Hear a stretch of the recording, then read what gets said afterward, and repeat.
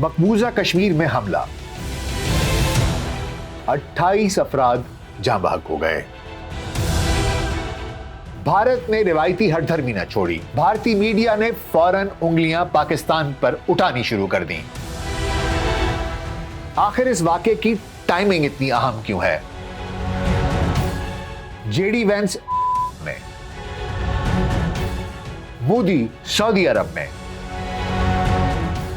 आखिर इस हमले से भारत क्या साबित करना चाहता है? क्या भारत एक तीर से 3 शिकार करना चाहता है? क्या भारत ने अमेरिकी हमदर्दियां हासिल करने के लिए ये फॉल्स फ्लैग ऑपरेशन करवाया? आखिर इसके पीछे क्या मकासद हैं? क्या भारत अपनी इस झूठी चाल में कामयाब होगा कि नाकाम? आइए देखते हैं आज के पॉडकास्ट में।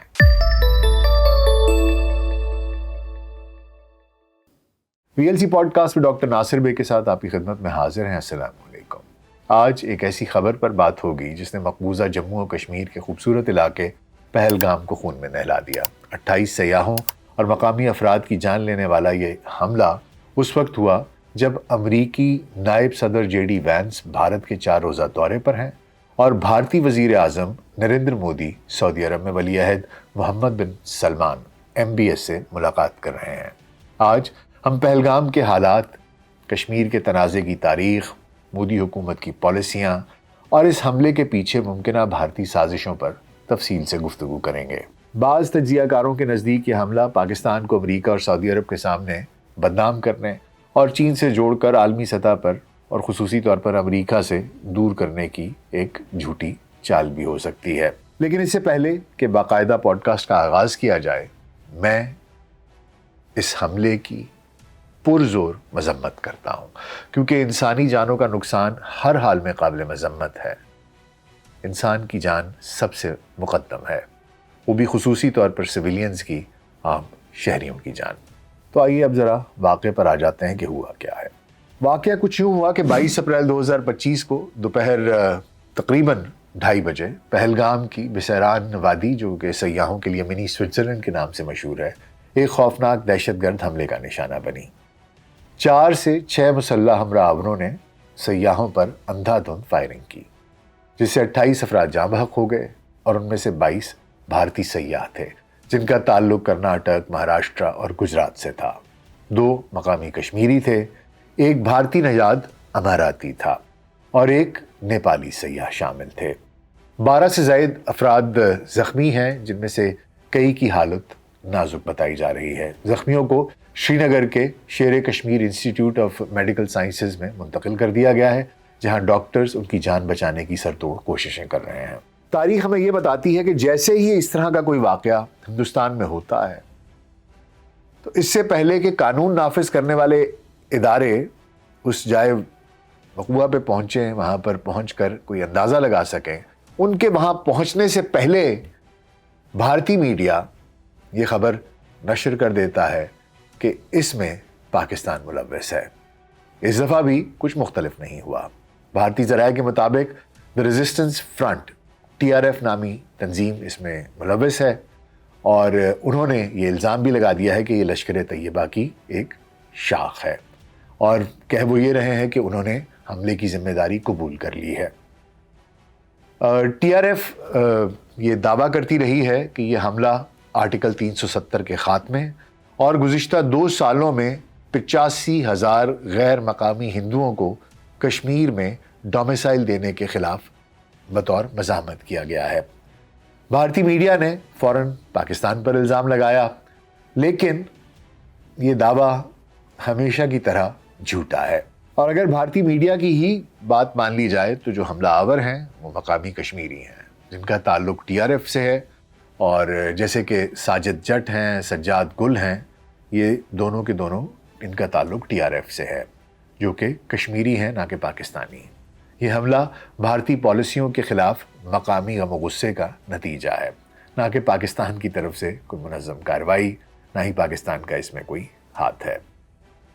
और ये भी मालूम नहीं है कि वाक़तन TRF इसमें मुलव्वस है कि नहीं है, इसमें कितनी हकीकत है ये तो खुदा ही जाने, क्योंकि हिंदुस्तान से एक साफ शफाफ तफ्तीश की भी तवक्को नहीं की जा सकती। अब आइए ज़रा देख लेते हैं कि पहलगाम कहाँ पर वाक़ है, اس کی آبادی کیا ہے، اس کا محل وقوع کیا ہے، یہ علاقہ کیسا ہے۔ پہلگام مقبوضہ جموں و کشمیر کے اننت ناگ ضلع میں سری نگر سے 95 کلومیٹر دور واقع ہے۔ یہ سیاحتی جنت اپنی سرسبز وادیوں، دریاؤں، لدھر اور امرناتھ یاترا، ان سب کے آغاز کے مقام کے طور پر مشہور ہے۔ اس کی آبادی 6000 سے 8000 ہے، جس میں 90% سے زائد مسلمان ہیں، جبکہ باقی ہندو اور دیگر اقلیتیں ہیں۔ مقبوضہ کشمیر کی بات کی جائے تو اس کی کل آبادی 70 لاکھ کے قریب ہے، جن میں 68% سے زائد مسلمان ہیں، 28% ہندو اور باقی سکھ اور دیگر اقلیتیں ہیں۔ کشمیر کی اسٹریٹجک اہمیت اسے پاک بھارت تنازع کا مرکز بناتی ہے۔ تاریخی تناظر میں دیکھا جائے تو کشمیر کا تنازع 1947 کی تقسیم ہند سے شروع ہوا، جب برطانوی راج کے خاتمے کے بعد پاکستان اور بھارت وجود میں آئے۔ جموں و کشمیر کے مہاراجہ ہری سنگھ جو ہندو تھے، انہوں نے مسلم اکثریتی ریاست کو بھارت کے ساتھ ملانے کا فیصلہ کیا، حالانکہ کشمیری عوام سے رائے نہیں لی گئی۔ پاکستان اس الحاق کو جبری سمجھتا ہے، کیونکہ کشمیر کی مسلم اکثریت پاکستان کے ساتھ الحاق چاہتی تھی۔ 1947 میں قبائلی جنگجوؤں کے حملے کے بعد پاکستان مقبوضہ کشمیر کا کچھ حصہ آزاد کرانے میں کامیاب ہو گیا، جو کہ آج آزاد جموں اور کشمیر کی ریاست کے طور پر ہمارے سامنے ہے۔ اور اس کے بعد راجہ نے بھارت سے مدد مانگی اور الحاق کے معاہدے پر دستخط کر لیے۔ 1948 میں پاکستان اور بھارت کے درمیان پہلی جنگ ہوئی، جس کے نتیجے میں کشمیر 2 حصوں میں تقسیم ہو گیا، پاکستان کے زیر انتظام آزاد کشمیر اور بھارت کے زیر قبضہ جموں و کشمیر۔ اسی سال اقوام متحدہ نے قرارداد منظور کی کہ کشمیر میں رائے شماری ہو، تاکہ عوام خود فیصلہ کریں کہ وہ پاکستان کے ساتھ جانا چاہتے ہیں، بھارت کے ساتھ جانا چاہتے ہیں یا آزاد رہنا چاہتے ہیں، لیکن بھارت نے آج تک یہ رائے شماری نہیں ہونے دی۔ 1965 اور 1971 کی پاک بھارت جنگوں نے تنازع کو مزید گمبھیر کر دیا۔ 1980 کی دہائی کے آخر میں بھارتی فوج کی جارحیت اور سیاسی دھوکہ دہی کے خلاف کشمیری نوجوانوں نے مسلح جدوجہد شروع کی۔ تنظیموں جیسے حزب المجاہدین اور جموں و کشمیر لبریشن فرنٹ نے بھارتی تسلط کے خلاف آواز اٹھائی۔ پاکستان نے اس جدوجہد کی اخلاقی اور سفارتی حمایت کی، لیکن بھارت نے ہر مزاحمت کو دہشت گردی کا لیبل لگا دیا۔ 1990 کی دہائی میں بھارتی فوج کی کارروائیوں نے کشمیر کو جہنم بنا دیا۔ غیر سرکاری اعداد و شمار کے مطابق 1989 سے اب تک 70,000 سے زائد کشمیری شہید ہو چکے ہیں، ہزاروں لاپتہ ہیں اور خواتین کے ساتھ زیادتیوں کے ہزاروں واقعات رپورٹ ہوئے ہیں۔ بھارتی فوج نے پیلٹ گنز، جبری گمشدگیاں اور ماورائے عدالت قتل اس جیسے ہتھ کنڈوں کو اپنا ہتھیار بنایا۔ آج مقبوضہ کشمیر میں 9 لاکھ بھارتی تعینات ہیں، جو اسے دنیا کا سب سے زیادہ ملٹرائزڈ زون عسکری علاقہ بنا دیتی ہے۔ پاکستان کا موقف واضح ہے، کشمیر ایک متنازع علاقہ ہے اور اس کا حل اقوام متحدہ کی قراردادوں کے مطابق رائے شماری سے ممکن ہے، لیکن بھارت اسے اپنا اٹوٹ انگ کہتا ہے اور مودی حکومت نے اس تنازع کو اور پیچیدہ کر دیا ہے۔ 5 اگست 2019 کو مودی کی ہندو قوم پرست بی جے پی حکومت نے ایک تاریخی فیصلہ کیا۔ انہوں نے آئین کے آرٹیکل 370 اور 75A کو ختم کر دیا اور اس خاتمے سے کشمیر کی خصوصی حیثیت کو زبردستی چھین لیا۔ یہ آرٹیکلز کشمیر کو خود مختاری دیتے تھے، جیسے اپنے قوانین بنانے اور غیر کشمیریوں کو جائیداد خریدنے سے روکنے کا حق۔ اس فیصلے کے بعد کشمیر بھارت کا عام صوبہ بن گیا، جو کہ اقوام متحدہ کی قراردادوں کی روح سے ان کے روح کے منافی تھا، اور غیر کشمیریوں کو بھارت نے انکریج کیا، ان کی حوصلہ افزائی کی کہ کشمیر میں آ کر جائیدادیں خریدیں، مستقل رہائش کی ان کو اجازت دی گئی، تاکہ کشمیر میں جو آبادی کا تناسب ہے مسلمانوں اور باقی ہندوؤں اور باقی اقلیتوں سے، اس کو خراب کیا جا سکے اور مسلمانوں کی آبادی کو نسبتاً کم کیا جا سکے۔ پاکستان نے اسے بین الاقوامی قوانین کی خلاف ورزی قرار دیا اور عالمی برادری سے اپیل کی کہ وہ کشمیریوں کے حق خود ارادیت کی حمایت کرے، لیکن بھارت نے فوری طور پر کشمیر میں کرفیو نافذ کیا، انٹرنیٹ اور مواصلاتی نظام بند کر دیا اور ہزاروں کشمیری رہنماؤں کو گرفتار کر لیا اور بھارتی زیادتیاں اس نہج کو پہنچ گئیں کہ بھارت نواز سیاستدان جیسے کہ محبوبہ مفتی اور عمر عبداللہ بھی نظر بند کر دیے گئے۔ بھارتی فوج نے گلی گلی میں گشت بڑھایا اور احتجاج کرنے والوں پر پیلٹ گنوں سے فائر کیا گیا، جس سے سینکڑوں کشمیری بشمول بچے بینائی سے محروم ہو گئے۔ دراصل یہ سب ہندوتوا ایجنڈے کا حصہ ہے، جس کا مقصد کشمیر کی مسلم اکثریت کو اقلیت میں تبدیل کرنا ہے۔ گزشتہ 2 سالوں میں 85,000 غیر مقامی ہندوؤں کو کشمیر میں ڈومیسائل دیا گیا، جو آبادیاتی تناسب کو بگاڑنے کی ایک منظم سازش ہے۔ کشمیری عوام اسے اپنی شناخت پر حملہ سمجھتے ہیں اور اس پر وہ غصے کا اظہار بھی کرتے ہیں، خصوصی طور پر جیسا کہ نام لیا جا رہا ہے اور الزام لگایا جا رہا ہے TRF پہ، وہ بھی باقاعدہ اس امر پر بہت ہی غم و غصے کا اظہار کر چکے ہیں۔ اور صرف کشمیر ہی نہیں، پورے بھارت میں مسلمانوں کے ساتھ ظلم، جبر اور زیادتی کی داستانیں زباں زد عام ہیں۔ شہریت ترمیمی قانون اور national registration of citizen CAA NRCs نے لاکھوں مسلمانوں کو غیر ملکی قرار دینے کی دھمکی دی ہے۔ گائے کے تحفظ کے نام پر ہجوم نے سینکڑوں مسلمانوں کو قتل کیا۔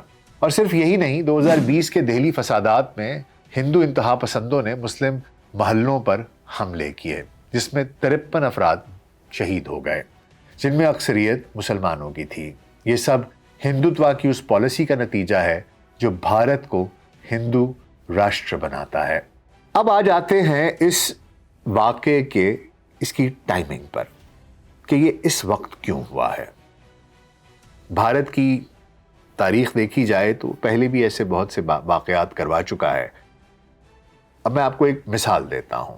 قبائلی علاقوں میں ایک طریقہ کار تھا۔ ایک قبیلے نے جب کسی دوسرے قبیلے پر جنگ مسلط کرنی ہوتی تھی تو وہ اپنے ہی کسی بیٹے اور عام طور پر اپنی کسی بیٹی کو یا کوئی کسی لڑکی کو قبیلے کی خود جان سے مار دیا کرتے تھے، اور اس کا الزام دوسرے قبیلے کے کسی نوجوان پر یا کسی بھی شخص پر لگا دیا کرتے تھے، اور پھر بدلہ واجب ہونے کی صورت میں ان پر جنگ مسلط کر دیتے تھے۔ اسی کو یہ جو ایک پورا طریقہ کار ہے، یہ جو ایک میکنزم تھا 2 نمبر قسم کا، اس کو جب آپ بڑا کر کے دیکھتے ہیں، ایک بڑی پکچر پر دیکھتے ہیں، تو آپ کو نظر آتا ہے کہ یہ ملکوں میں بھی ایسے ہی ہو رہا ہے۔ اپنے ملک میں ایک واقعہ خود کراؤ اور اس کے بعد دوسرے کو بدنام کرو، اس کے اوپر الزامات لگاؤ اور ہو سکے تو جنگ مسلط کر دو۔ اسے انگریزی میں فالس فلیگ آپریشن کہتے ہیں۔ آئیے اب بات کر لیتے ہیں JD وینس کی، جو کہ مکلاوے پر آئے ہوئے ہیں۔ مکلاوہ جب ایک دولہا شادی کے بعد اپنے سسرال آتا ہے اور خاتون اپنے میکے آتی ہے، تو JD وینس بھی نائب صدارت سنبھالنے کے بعد پہلی بار بھارت آ رہے ہیں، اپنے سسرال آ رہے ہیں، اور وہ اکیلے نہیں ہیں، ان کے ساتھ ان کی اہلیہ اوشا وینس ہیں اور 3 بچے ایوان، وویک اور میرابیل بھی ان کے ساتھ ہیں۔ اوشا وینس ہندوستانی نژاد ہیں، امریکی ہیں، جن کے والدین آندھرا پردیش سے 1970 کی دہائی میں امریکہ ہجرت کر گئے تھے۔ اوشا ایک وکیل ہیں جنہوں نے ییل لا اسکول سے تعلیم حاصل کی، اور وہ پہلی ہندوستانی نژاد ہندو سیکنڈ لیڈی ہیں۔ ان کا خاندانی تعلق بھارت کے لیے ایک جذباتی اور سفارتی ربط ہے، جسے بھارت خوب استعمال کر رہا ہے۔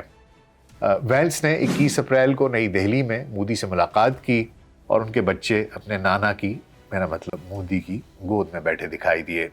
جے پور میں امریکی فوجی مشقوں کی اہمیت پر انہوں نے زور دیا۔ اس کے علاوہ اکشردھام مندر کا دورہ کیا، اور آگرہ میں تاج محل دیکھنے کا ان کا ارادہ بھی ہے۔ JD وینس کا یہ 4 روزہ دورہ بھارت کے لیے ایک سنہری موقع ہے، کیونکہ ٹرمپ انتظامیہ نے 2 اپریل 2025 کو باقی دنیا پر تو ٹیرف لگائے، بھارت کے اوپر بھی 27% ٹیرف عائد کر دیا تھا، جسے 9 اپریل کو 90 دن کے لیے معطل کر دیا گیا تھا۔ اس دوران بھارت امریکہ کی خوشنودی حاصل کرنے کی ہر ممکن کوشش کر رہا ہے۔ فروری 2025 میں مودی نے ٹرمپ سے ملاقات کی اور 2 طرفہ تجارت کو موجودہ $190 ارب سے بڑھا کر $500 ارب تک لے جانے کا وعدہ بھی کیا۔ بھارت نے امریکی تیل، گیس اور دفاعی ساز و سامان کی خریداری میں اضافہ کیا اور 41.8 ارب کی امریکی درآمدات پر ٹیرف کم کیے۔ یہ سب اس لیے کہ بھارت چین کی جگہ لینا چاہتا ہے۔ دراصل ایک بندے کی one man's chaos is another man's opportunity. چین کے لیے یہ جو سب مسئلہ کھڑا ہوا ہے اس میں بھارت کو دکھائی دے رہا ہے کہ اس کے لیے ایک ونڈو آف اپرچونٹی ہے. انہیں معلوم ہے کہ ان کی آبادی زیادہ ہے، ان کو معلوم ہے کہ ان کے پاس ٹیکنالوجی ایبزارب کرنے کی کیپیبلٹی بھی ہے، اور وہ یہ چاہ رہے ہیں کہ امریکہ کے ساتھ یہ جو جاری چین کی تجارتی جنگ ہے اس میں وہ امریکی مارکیٹ کا وہ حصہ حاصل کر سکیں جس سے کہ چین دستبردار ہو جائے گا، یعنی کہ چین out and India in. Vance نے جے پور میں کہا کہ امریکہ اور بھارت کی شراکت 21ویں صدی کی اقتصادی اور دفاعی ترقی کا فیصلہ کرے گی. بھارت نے وینس کے لیے سرخ قالین بچھایا، لیکن اسی نازک وقت میں پہلگام پر حملہ بھی ہوا. یہ حملہ اس وقت بھی ہوا جب مودی سعودی عرب کے 2 روزہ دورے پر تھے.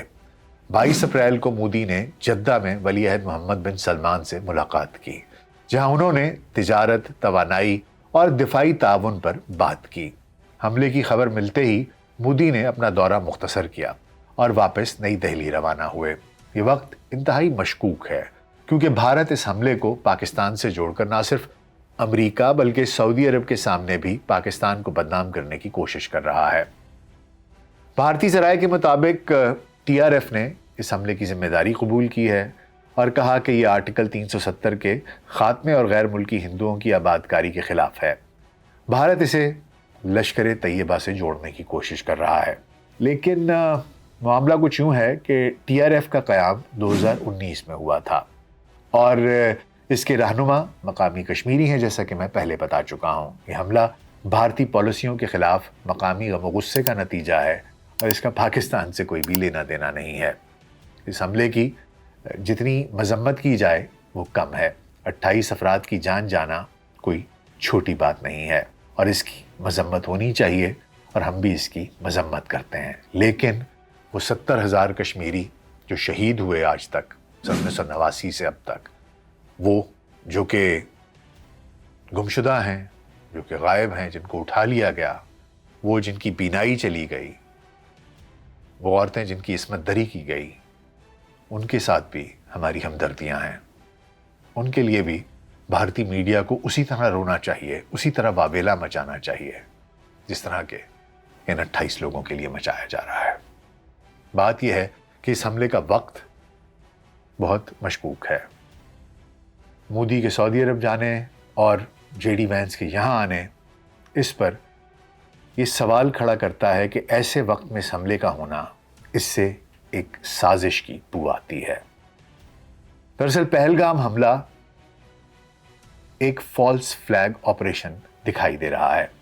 ایکس پر پاکستانی تجزیہ کاروں کا کہنا ہے کہ یہ حملہ وینس کے بھارت اور مودی کے سعودی عرب دورے کے دوران پاکستان کو عالمی سطح پر بدنام کرنے کی بھارتی سازش ہے. 2019 کے پلوامہ حملے کے بعد مقبوضہ کشمیر کے سابق گورنر ستیہ پال ملک نے انکشاف کیا تھا کہ وہ حملہ بھارتی سیکیورٹی کی دانستہ ناکامی یا منصوبہ بندی کا نتیجہ تھا اور مودی نے انہیں خاموش رہنے کو کہا تھا. ایک اور سازشی نظریہ یہ بھی سامنے آ رہا ہے کہ بھارت اس حملے کو نہ صرف پاکستان سے جوڑ رہا ہے بلکہ اس کو کسی نہ کسی طریقے سے چین کو بھی اس میں گھسیٹنے کی کوشش کرے گا اور کر رہا ہے. چونکہ پاکستان اور چین سی پیک اور دیگر منصوبوں کے ذریعے قریبی شراکت دار ہیں، بھارت یہ پروپیگنڈا پھیلا سکتا ہے کہ پاکستان نے چین کی خوشنودی کے لیے یہ حملہ کیا تھا تاکہ بھارت کو زبردستی امریکہ اور سعودی عرب کے مزید قریب لایا جا سکے. اس سے پاکستان کے ان ممالک سے تعلقات خراب ہو سکتے ہیں اور بھارت کو چین کی جگہ لینے میں مدد مل سکتی ہے. یہ وہ نظریہ ہے جو بھارت بطور پروپیگنڈا پیش کرنے کی کوشش کر رہا ہے اور دراصل یہ ایک فالس فلیگ آپریشن دکھائی دیتا ہے جس کا اصل مقصد پوری عالمی برادری کے سامنے پاکستان کا امیج خراب کرنا ہے.